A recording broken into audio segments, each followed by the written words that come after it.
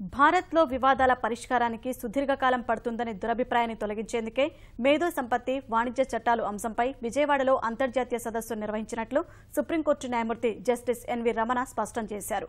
దేశవ్యాప్తంగా పెరిగిపోతున్న సైబర్ నేరాలపై అవగాహన కల్పించడము ప్రస్తుతం ప్రాధాన్యత అంశంగా మారిందన్నారు. న్యాయమూర్తులు, న్యాయవాదులు నైపుణ్యం సాధించేందుకు అవసరమైన శిక్షణ కార్యక్రమాల్ని ఏర్పాటు చేయాల్సి ఉందంటున్న జస్టిస్ ఎన్వి రమణతో ఈటీవీ ఆంధ్రప్రదేశ్ ముఖాముఖి. మేధో సంపత్తి హక్కులు అలాగే అంతర్జాతీయ స్థాయిలో వాణిజ్య చట్టాలకు సంబంధించి అలాగే భవిష్యత్ చట్టాల గురించి కూడా అమరావతి రాజధానిలో 2 రోజుల అంతర్జాతీయ సదస్సు జరిగింది. దీనికి సంబంధించి మనతో మాట్లాడడానికి సుప్రీంకోర్టు న్యాయమూర్తి జస్టిస్ ఎన్వి రమణ ఉన్నారు.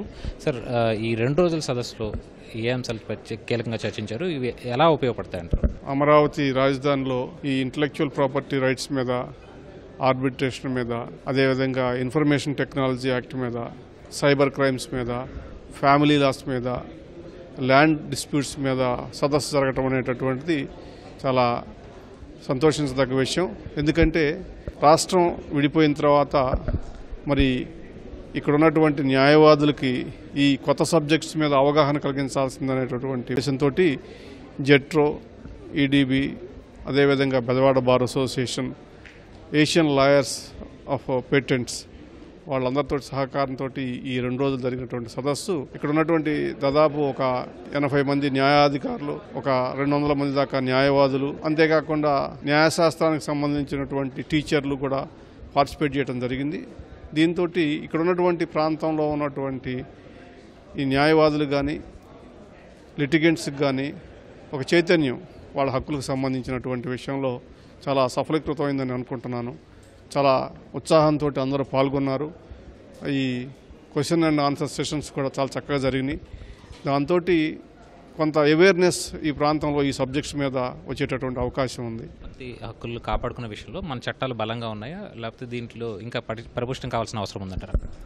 దానికన్నా ముఖ్యమైనటువంటి విషయం ఏంటంటే, వాస్తవానికి మనం ఈ కొత్త రాష్ట్రం నిర్మాణం జరుగుతున్నప్పుడు అనేక దేశాల నుంచి పెట్టుబడులు పెట్టడానికి పారిశ్రామికవేత్తలు ముందుకు వస్తున్నారు.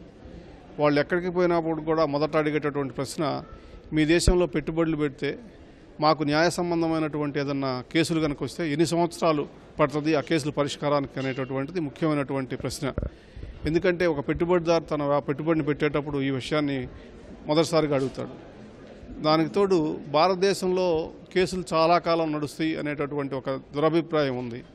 ఆ దురభిప్రాయాన్ని పోగొట్టడం కోసం ఈ సదస్సు ఈ జపాన్ నుంచి వచ్చినటువంటి ఇండస్ట్రియలిస్టులు కానీ, వాళ్ళ న్యాయమూర్తులు కానీ, అక్కడ ఉన్నటువంటి న్యాయవాదులకి చాలా అవగాహన కలిగిందనమాట. అదేవిధంగా ఇక్కడ న్యాయవాదులకు కూడా రేపు ఈ రకమైనటువంటి కేసులు వస్తే వాటిని ఎలా పరిష్కారం చేయాలా, ఎలా వాదించాలనేటటువంటి మీద ఒక అవగాహన కలిగింది. అదేవిధంగా న్యాయమూర్తులకు కూడా ఈ కేసులు కనుక తమ ముందుకు వస్తే ఈ కేసుల్ని ఎట్లా పరిష్కరించాలా తొందరగా అనేటటువంటి దాని మీద అవగాహన కలిగింది. ఇది న్యాయవాదులకి, న్యాయమూర్తులకి, పెట్టుబడులు పెట్టేటటువంటి వాళ్ళకి అవగాహన కలిగించడం కోసం ఏర్పాటు చేసినటువంటి సదస్సు.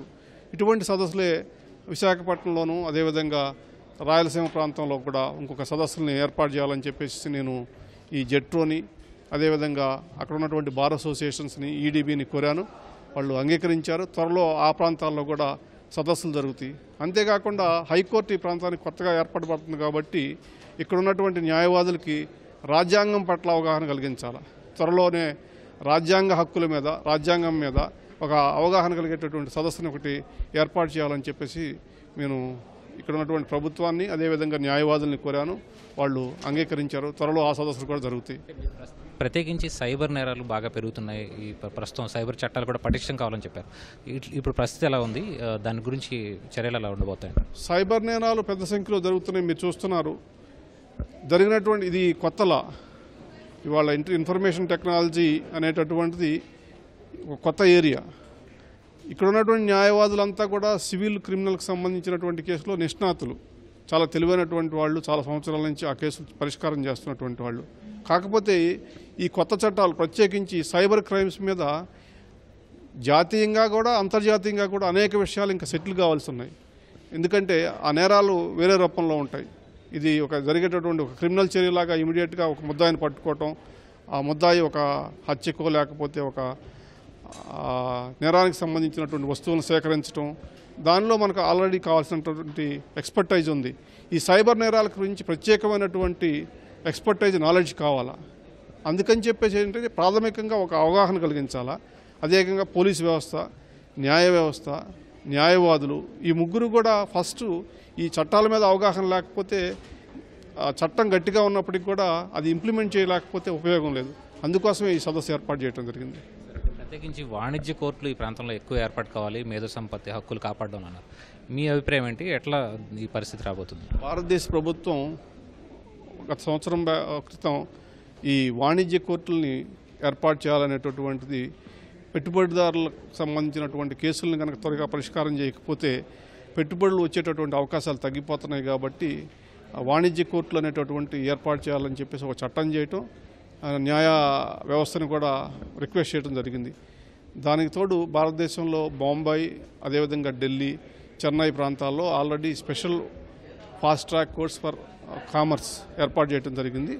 ఇక్కడ నిన్న తాత్కాలిక న్యాయమూర్తి రమేష్ రంగనాథన్ గారు కూడా త్వరలోనే ఇక్కడ ఈ fast track courts for commerce పీపుల్కి ఏర్పాటు చేస్తామని చెప్పారు.